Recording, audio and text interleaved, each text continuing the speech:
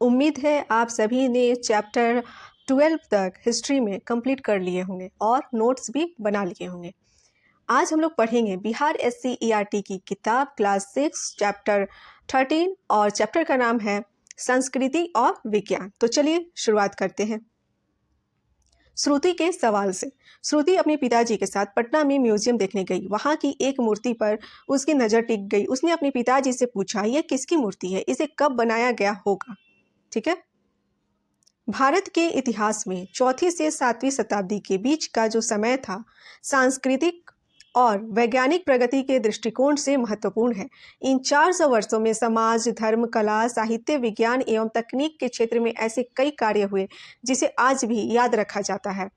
पुराना महाकाव्य काल 4वीं सदी के प्रारंभ से 7वीं सदी के मध्य तक का समय, जिसमें रामायण, महाभारत, पुराणों एवं तमिल साहित्य को अंतिम रूप से संकलित किया गया, जिसे इस काल में अन्य लौकिक महाकाव्यों यानी कि गैर धार्मिक साहित्यों की भी रचना हुई। इसलिए इस काल को महाकाव्य काल कहते हैं।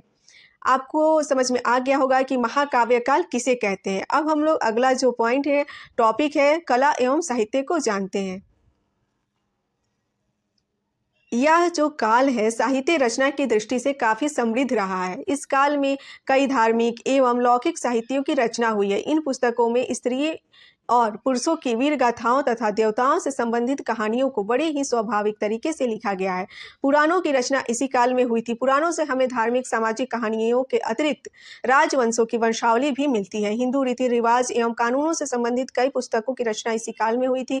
यद्यपि रामायण और महाभारत की रचना कई सौ वर्षों में हुई, लेकिन इसे अंतिम रूप से पुराणों की तरह इसी समय संकलित किया गया।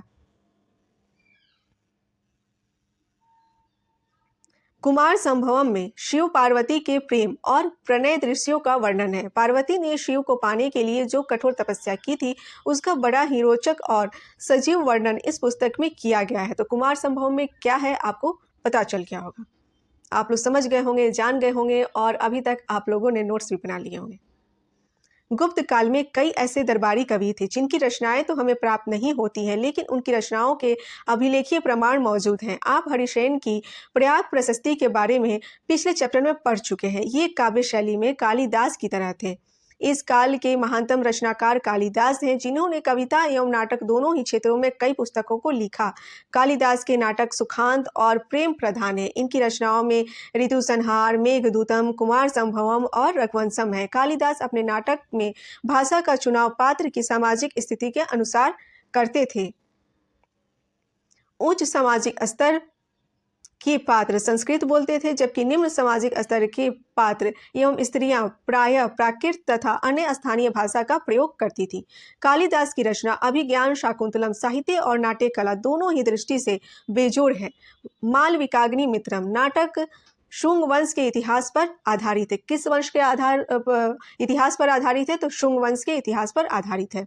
इस काल के नाटकों में शूद्रक की रचना मृक्ष कटिकम अन्य काव्यों की तरह नहीं है, क्योंकि इसमें राजकीय जीवन एवं महाकाव्यों के प्रसंगों की बात नहीं की गई है। इसका नायक दरिद्र ब्राह्मण सार्थवा चारुदत्त है एवं नायिका वसंत सेना नाम की गायिका है। इस नाटक के सभी पात्र अपने अपने क्षेत्र की स्थानीय भाषा बोलते हैं, जो वास्तविक जीवन के ज्यादा करीब दिखाई देता है। इस नाटक के सभी पात्रों की भाषा बड़ी सहज, लेकिन इसमें भरपूर संवेदना भी दिखाई देती है। इसमें समाज के सभी वर्गों, राजा, ब्राह्मण, जुआरी, व्यापारी, चोर, धूर्त, दास आदि का सहज चित्रण है। विशाख दत्त ने मुद्रा राक्षस एवं देवी चंद्रगुप्तम नामक 2 ऐतिहासिक नाटकों की रचना की। मुद्रा राक्षस में जहां चाणक्य की योजनाओं का वर्णन है, वहीं देवी चंद्रगुप्तम में शकाधिपति एवं रामगुप्त का चंद्रगुप्त द्वितीय द्वारा वध एवं ध्रुव देवी के साथ विवाह का चित्रण है। स्वयं हर्षवर्धन भी उच्च कोटि का नाटककार था। ठीक है। इसने नागानंद, रत्नावली एवं प्रियदर्शिका नामक 3 नाटकों की रचना की। यह संस्कृत के गद्य साहित्य का सर्वोत्तम उदाहरण है। चंद्रगुप्त द्वितीय के 9 रत्नों में से एक अमर सिंह ने अमरकोश यानी कि संस्कृत शब्दकोश की रचना की थी। वात्स्यायन का कामसूत्र भी इस काल का प्रसिद्ध लौकिक ग्रंथ है। इसमें व्यवहारिक जीवन के सभी पक्षों का तार्किक विवेचन किया गया है। इसमें नागरिकों के लिए अच्छे व्यवहार, संगीत, नृत्य, गीत आदि की शिक्षा से संबंधित चर्चा है। इसमें संपन्न नागरिक के जीवन का वर्णन किया गया है। इसी समय दक्षिण भारत में भी कई महाकाव्यों की भी रचनाएं हुई हैं, जिसे संगम साहित्य के नाम से जाना जाता है। इन ग्रंथों की रचना तमिल भाषा में की गई है। इल्गो नामक कवि ने शिल्पदिकारम की रचना की। इसमें कोलन नामक व्यापारी का उल्लेख है, जो अपनी पत्नी कनगी को छोड़कर माधवी नाम की एक वेश्या से प्रेम करता है। राज जौहरी के द्वारा चोरी का झूठा आरोप लगाने पर राजा के द्वारा उसे प्राण दंड दे दिया गया, जिसकी पत्नी कनगी ने अन्याय के विरुद्ध में मदुरा शहर को नाश कर डाला। मणिमेखलई लगभग 400 वर्षों के बाद तमिल भाषा में ही सतनार द्वारा लिखा गया। इसमें कोलन और माधवी की बेटी की कहानी है। आम लोगों के द्वारा भी कहानी, कविता, गीत और नाटक लिखे जाते थे। इनमें से कुछ शिक्षाप्रद कहानियों का संकलन जातक साहित्य एवं पंचतंत्र में संकलित है। जातक कथाएं स्तूपों की रेलिगो एवं अजंता के चित्रों में दर्शाया गया है। अब हम लोग जानेंगे वास्तुकला एवं स्थापत्य कला। इस समय साहित्य के साथ साथ वास्तुकला के क्षेत्र में भी कई उपलब्धियां हासिल की गई। इस समय के बनाए गए बौद्ध विहार एवं मठ आज भी विद्यमान है। हालांकि मंदिर निर्माण की प्रक्रिया इसी समय शुरू हुई थी, लेकिन मंदिरों के पर्याप्त अवशेष हमें नहीं मिलते हैं। दक्षिण भारत में भी मठ मंदिरों के निर्माण की प्रक्रिया शुरू हो गई थी। मंदिर निर्माण की शुरुआत गर्भगृह से होती थी, जिसमें देवताओं की मूर्ति रखी जाती थी। गर्भगृह तक पहुंचने के लिए एक दालान होता था, जिसमें एक सभा से होकर गुजरना पड़ता था। सभा भवन का द्वार डेवढ़ी में निकलता था। भवन के चारों ओर दीवार युक्त आंगन होता था। इस आंगन में आगे चलकर छोटे छोटे मंदिरों का निर्माण कर अन्य देवताओं की मूर्तियां स्थापित की जाने लगी। इसी समय के अधिकांश मंदिरों में शिखर नहीं बनते थे, लेकिन शिखर निर्माण की शुरुआत भी इसी समय हो चुकी थी। मंदिर का निर्माण चबूतरे पर किया जाता था। ऊपर चढ़ने के लिए सीढ़ियां बनी होती थी। मंदिरों के द्वार और स्तंभ सुसज्जित होते थे। गुप्त काल का सर्वोत्कृष्ट मंदिर झांसी।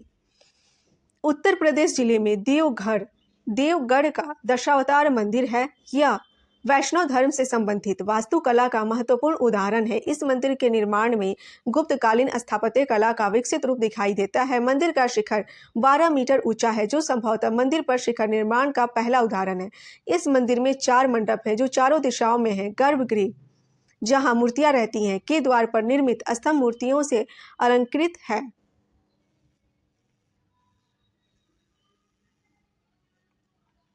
एरन में बड़ा और विष्णु के मंदिर हैं। गुप्त काल में हिंदू मंदिरों के अतिरिक्त बौद्ध विहार, चैत्य स्तूपों का निर्माण हुआ। सारनाथ में धमिक स्तूप का निर्माण ईंटों से हुआ था। ठीक है, ये भी क्वेश्चन आ सकता है कि सारनाथ में जो धमिक स्तूप है, उसका निर्माण किससे हुआ था? ईंटों से हुआ था या मिट्टी से हुआ था? कैसे हुआ था? ठीक है, इसका आधार अन्य स्तूपों की तरह वर्गाकार ना होकर गोलाकार है। स्तूप की कुल ऊंचाई 128 फुट है। इसमें अन्य स्तूपों की तरह चबूतरा नहीं है। यह धरातल पर ही निर्मित है। स्तूप की दीवारों पर बौद्ध प्रतिमाएं रखने के लिए स्थान बने हुए हैं। यह कल्पना, आकार एवं सजावट में उत्कृष्ट कोटि का है। इस काल में गुहा मंदिरों का सर्वश्रेष्ठ नमूना उदयगिरी का गुहा मंदिर है। इसे चंद्रगुप्त द्वितीय का सेनापति वीरसेन ने बनाया था। इसके भीतर एक गर्भगृह तथा इसके सामने मंडप है। इसमें बड़ा अवतार की विशाल मूर्ति उत्कीर्ण है। दीवारों पर अलंकरण एवं पच्चीकारी भी है।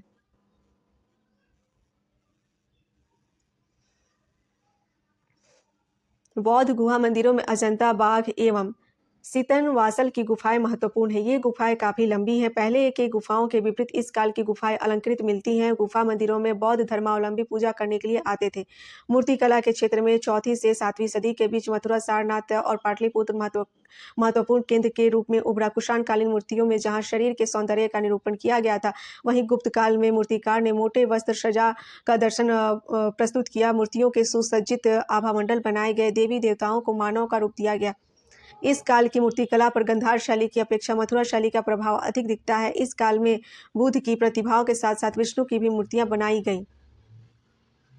विष्णु की यह प्रसिद्ध मूर्ति देवगढ़ के दशावतार मंदिर में है। इस मूर्ति में भगवान विष्णु को शेषनाग की सैया पर आराम की मुद्रा में दिखाया गया है। वे कुंडल, मुकुट, माला, हार, कंगन आदि से सुशोभित है। इनके एक ओर शिव और इंद्र की मूर्ति है। समीप में 2 शस्त्रधारी पुरुष हैं। कार्तिकेय मयूर एक मयूर पर आसीन है तथा नाभि से निकले कमल पर 4 मुख वाले ब्रह्म विराजमान है।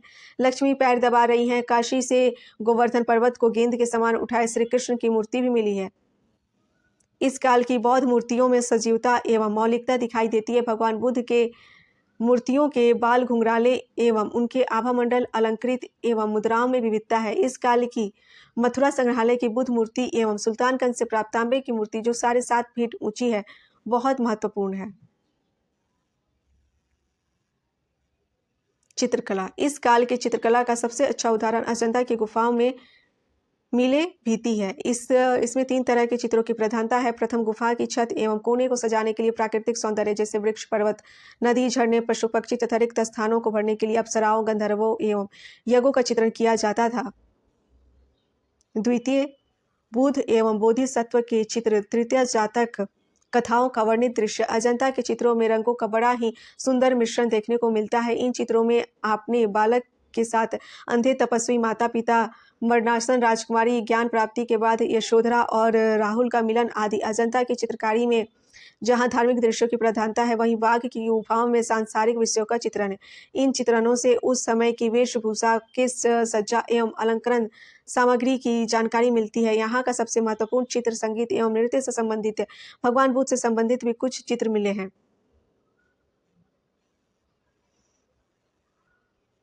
अधिकांश चित्र धार्मिक विषयों से हटकर जैसे नृत्य, गान, राजकीय जुलूस, हाथी दौड़, शोकाकुल युवती आदि का है। इन सभी चित्रों को राजकीय संरक्षण में बनाया गया। जिन शिल्पकारों के द्वारा ये चित्र बनाए गए उनके बारे में हमें जानकारी मिलती है। इन्हें बनाने में काफ़ी खर्च हुए होंगे। उपरोक्त चित्रों के अतिरिक्त सिक्कों पर भी चित्रकारी की गई है, जिन्हें आप पिछले चैप्टर में देख चुके हैं। इन सिक्कों के में समुद्रगुप्त वीणावादक एवं व्याघ्र पड़ा क्रमांक के रूप में दिखाया गया है।